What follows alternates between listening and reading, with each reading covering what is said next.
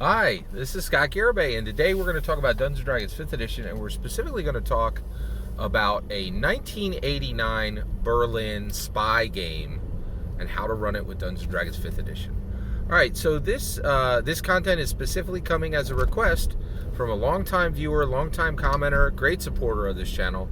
His first name is Mike, and he's been around forever. Just watches pretty much everything. Always leaves really helpful and inspiring comments, and I'm very appreciative of that. And he reached out in the comments and said, "Hey, I got a new campaign I'm starting up, and I'd really like your take on this." Right? So here's my take. All right. So first of all, he did ask, "What system should I run a 1980 Berlin spy game in?" And the answer is Dungeons & Dragons 5th Edition.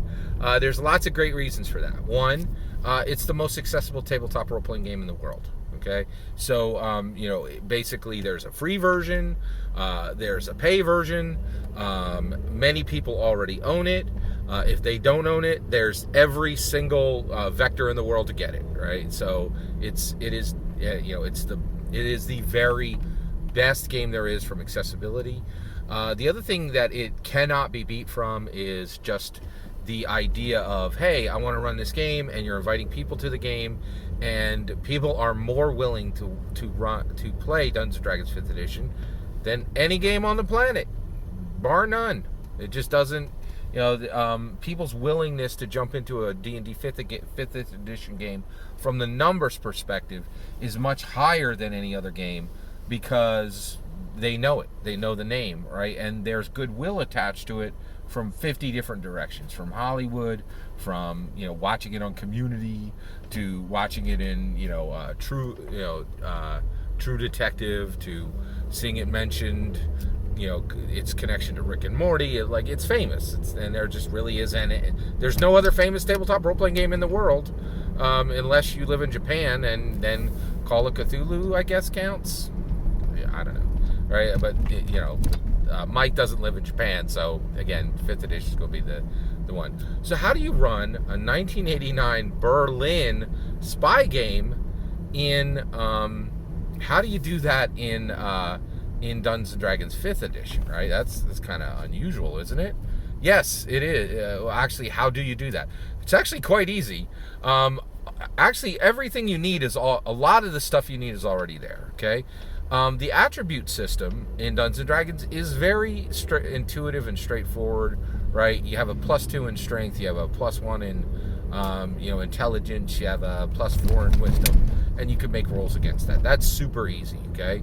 Also, generally, the skill system can be made to be fairly, it's a little bit non-intuitive, but you can make it pretty good. All right, so first of all, just keep all the attributes. So running a 1989 Berlin spy game in Dungeons & Dragons 5th Edition, a ton of stuff can be just left in place. Don't change the attributes. Your attributes are your attributes. They work fine, okay? And all of your attribute checks are going to be made exactly the same way you would do it normally, okay? Now, this is going to be a shock, right?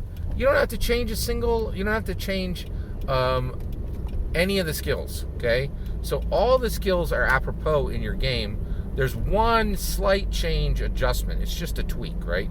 So here's what's going to happen. Every single skill, and I checked this on Dungeons & Dragons 5th Edition, will work just fine in a Berlin 1989 Berlin spy game, except Arcana, right? But even Arcana fits, right? And so here's what's going to happen. Don't change a thing.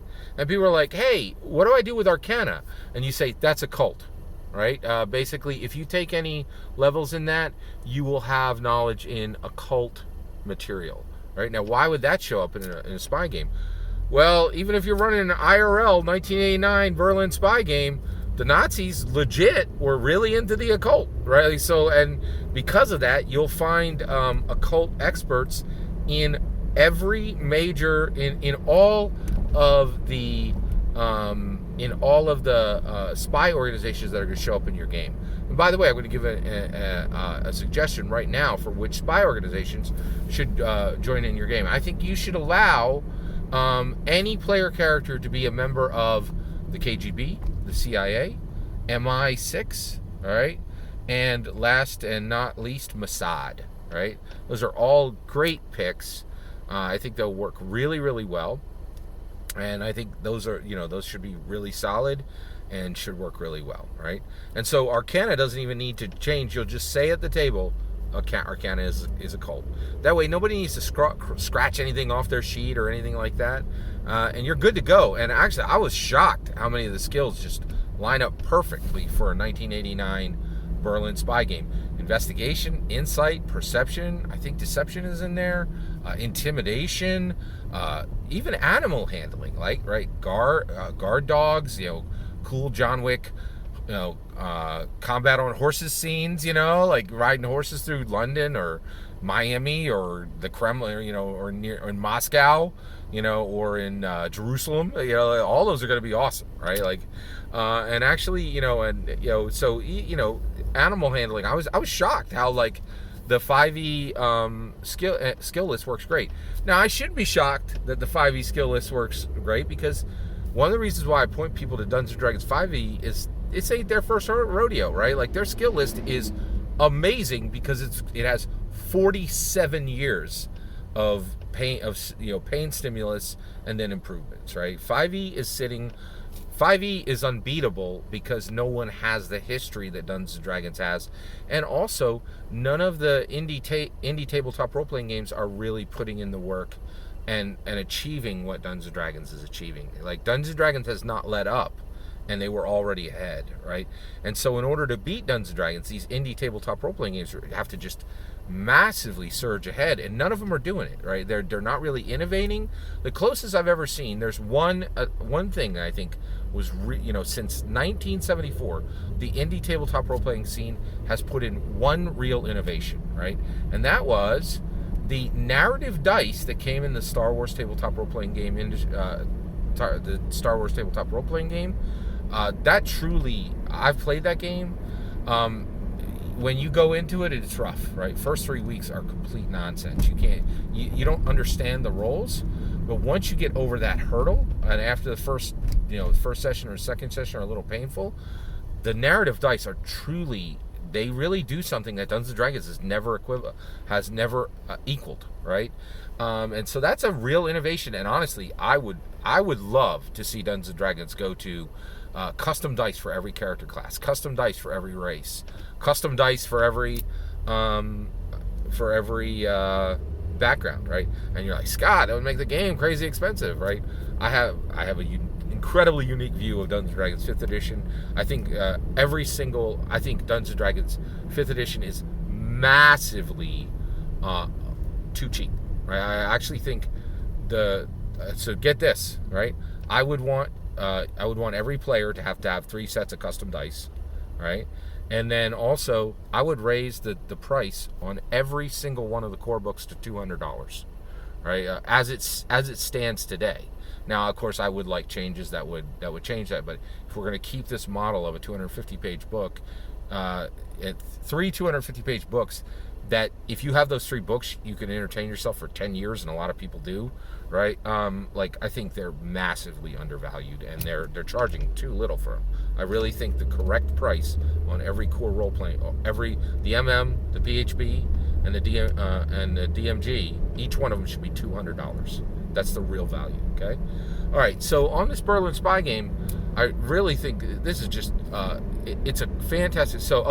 Okay. So you're gonna keep your parameter, you're gonna keep your attributes, you're gonna keep your skills. Okay. Here's the work that you actually have to do. Okay.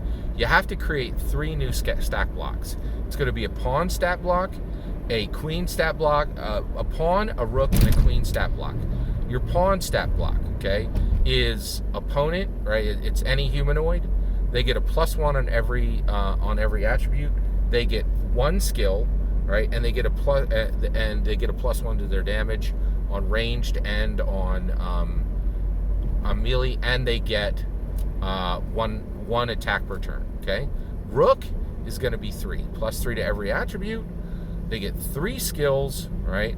They get +3 to damage, and in addition to that, they're going to get 3 attacks per turn. Okay, and that's and the first one is like a minion, the second one is a henchman, and then the queen, right?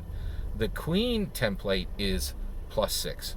+6 to +6 to every attribute, right? And that's the plus, right? So that, you're right, that's 22 across all attributes. That's a 22 attribute giving you a +6, right? That's very powerful, very dangerous, right? And queens are like, queens, this is the Bond villain, right? So, they are very, very dangerous. So +6 to every attribute, 6 skills, and they're going to get +6 on all damage. And then they're going to get 3 attacks per turn. And by the way, what is the damage dice on each one of these? On a pawn, it's a D6. On a rook, it's a 2D8, and on a queen, it's a 3D12. Okay, and then also, your rooks are all going to come with 2 minions, right? And your queen is going to come with 3 rooks, all who have 2 minions, right? So like incredibly dangerous. And that's, and basically, if you use that model, you're all set. You can run, right? It'll take you about an hour to create those template, those rook, those pawn, rook, queen templates for any and all opponents. And then you'll simply write down their name. You'll say queen, and then you can add anything you want to them. Like say, this person uses uses this type of ranged weapon, this type of melee. And by the way, the long irons and the short irons, you're going to find those stats right in the DMG. You have everything you need to run this game. I really think this is a brilliant idea to actually run and use your game with. It's a really, really solid idea. I really think it's just a great idea. And I think it'll run perfect with Dungeons & Dragons 5th edition. All that is how I would go about running a 1989 Berlin spy game with Dungeons & Dragons 5th edition. Thanks for the question, Mike. What do you guys think? What would you use to run this? And what do you think of the idea of the setting, the 1989 Berlin spy game?